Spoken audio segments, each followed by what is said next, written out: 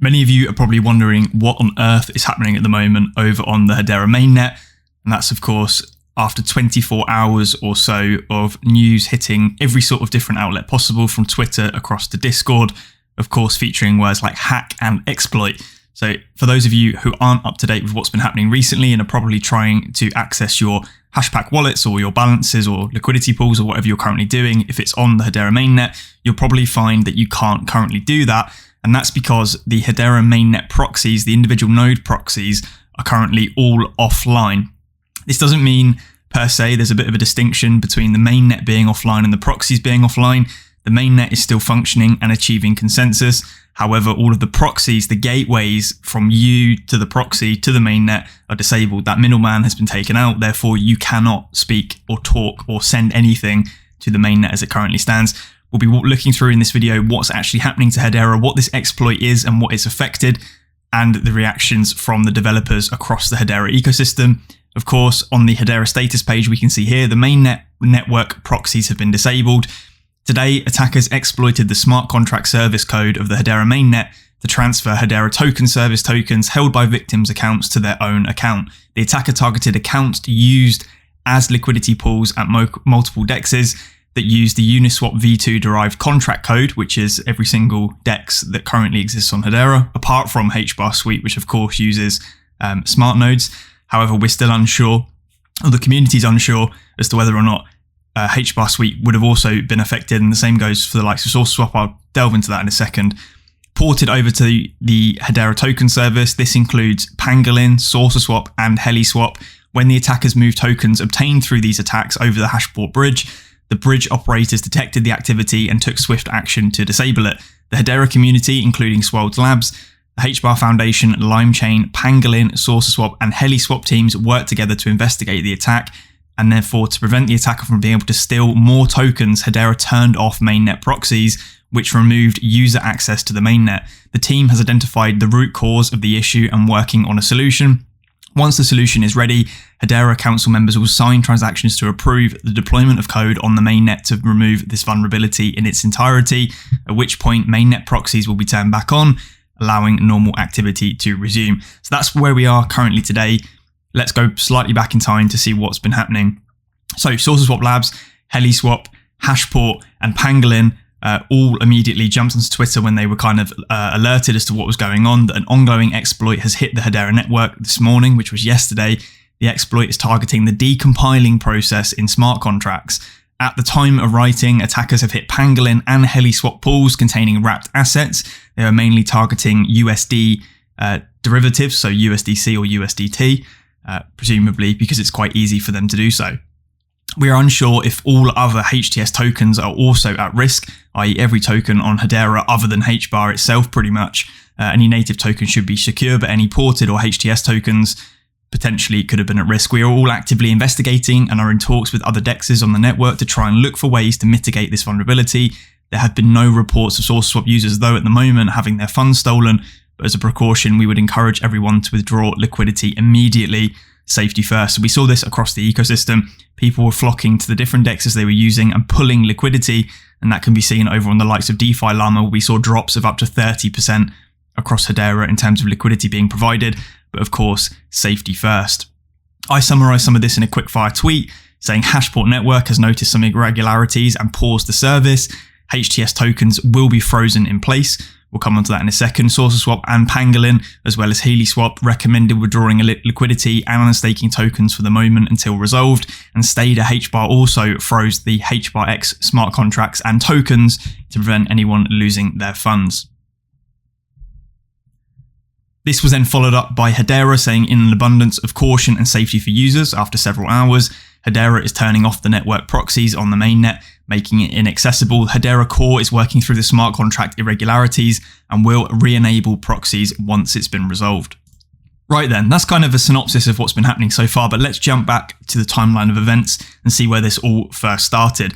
One of the first people on the scene was actually Oracle from Pangolin. This was a message over in Discord. So about 12 hours ago, yesterday, we got a user reporting they couldn't deposit their tokens to the stablecoin farm.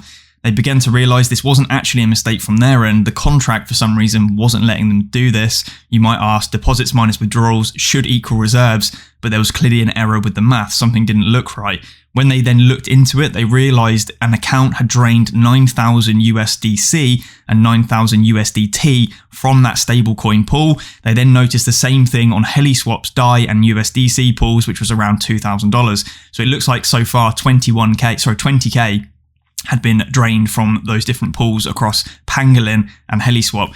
We immediately contacted HeliSwap, Hashport, Swells Labs, and the hbar Foundation, sharing the findings, and therefore decided to enter a war room to coordinate activities going forward to mitigate any future losses and fix this issue. Hashport then decided to halt the Hashport bridge, so the exploiter couldn't then bridge the funds to another chain such as Ethereum and effectively escape Hedera with the money that they'd stolen.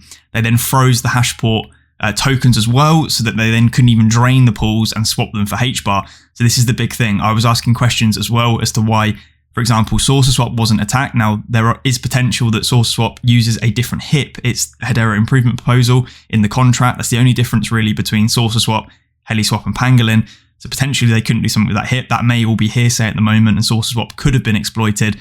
But the likes of Pangolin had a lot more liquidity in off-chain tokens that they could effectively swap Hedera assets to quite easily to escape the chain. The exploiter as well, though, did send some of those funds to a Binance account. They don't have any balances on Binance anymore. They did KYC on Binance though, so that's good news. So it looks like this hacker tried to use Binance as an off-ramp.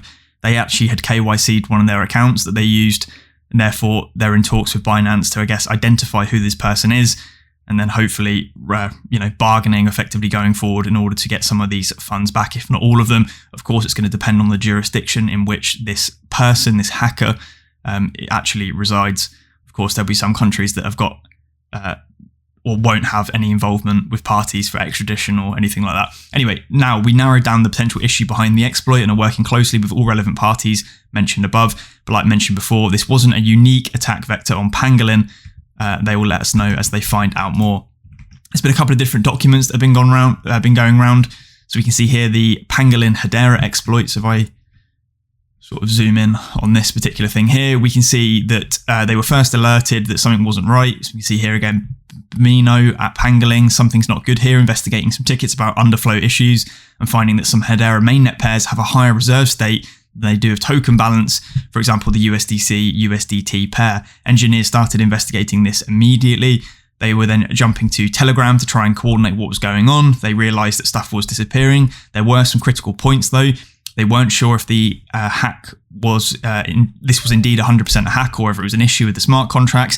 They didn't know why the hacker went after such a small amount. This was part of my reasoning recently, is why didn't they target SaucerSwap first? Of course, the majority of liquidity on Hedera is actually within the SaucerSwap DEX itself compared to Pangolin, which is a much newer DEX edition, and HeliSwap, which again is even newer than Pangolin itself. So they've gone after small amounts rather than large amounts.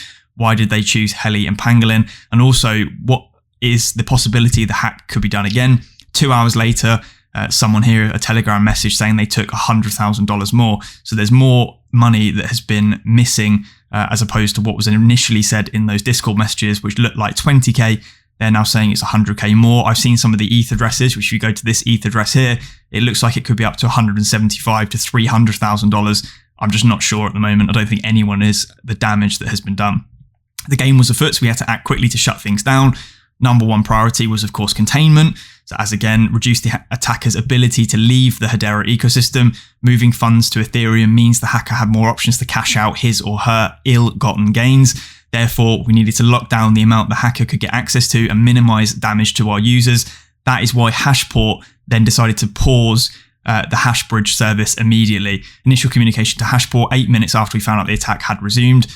They then paused that and then decided to also pause the remainder of the HTS tokens under the bridge, which stopped movement. Stader as well did exactly the same thing. SaucerSwap was then alerted, and all of these guys have been working in tandem to resolve this issue.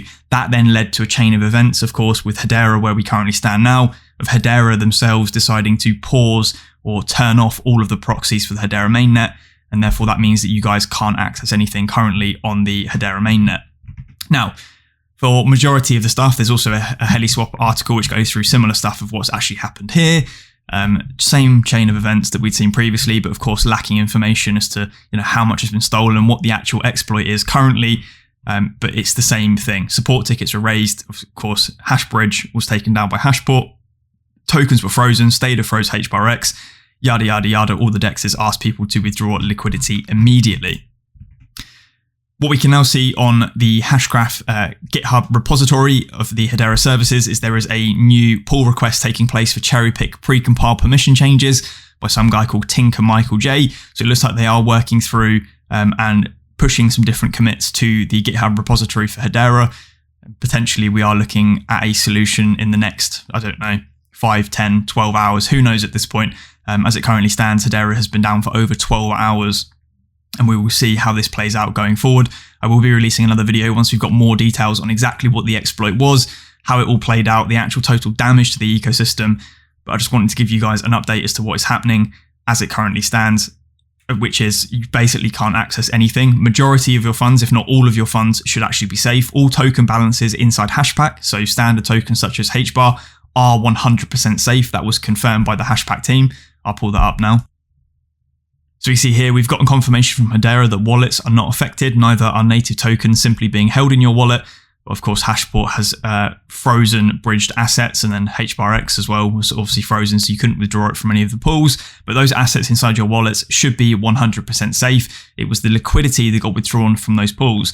As it currently stands, we don't know what's going to happen if you were one of the people effectively that had a pool that was targeted. For example, if you were supplying liquidity to that USDC-USDT pair, or the DAI USDC pair on HeliSwap. We're unsure because of course that liquidity was removed. I am presuming from what I've seen from some of the DEXs that because it was I guess on the smaller side in terms of hacks of what we've seen in the past, that they will make users hold themselves, but of course we'll still be waiting for that to take place. All in all, I guess this is kind of a good thing this has happened now. Could you imagine if this had happened in 12 or 24 months time when Hedera was or is going to be much larger than it currently is? Millions of dollars could have been stolen rather than probably tens or hundreds of Ks. And of course, the outage as well would have been a much bigger mark against Hedera's name going forward. We will also see what will happen in due time to do with this update. We also may see things like new TPS records, of course, when the mainnet comes back online. So there could be some silver linings in terms of key statistics. There'll be a lot of backlog of transactions from 𝗟𝗏𝗏𝗏, for example, that will probably all hit the mainnet as soon as that goes back up with the proxies. That's currently where we stand. I will release another video once everything is back online. I'll probably tweet, of course, first, and I am looking forward to doing another video on how this all plays out. Apologies if this is a bit rambly, just kind of throwing this together because obviously this has all been happening over 24 hours. If you guys have got any comments or questions, please leave them down below. Make sure you're taking part in your sort of Discord servers on Hedera. There's a lot of key information going around there, and the same can be said on Twitter. I'll catch you guys all in the next one. Leave a like if you liked it. I'll see you soon. Bye.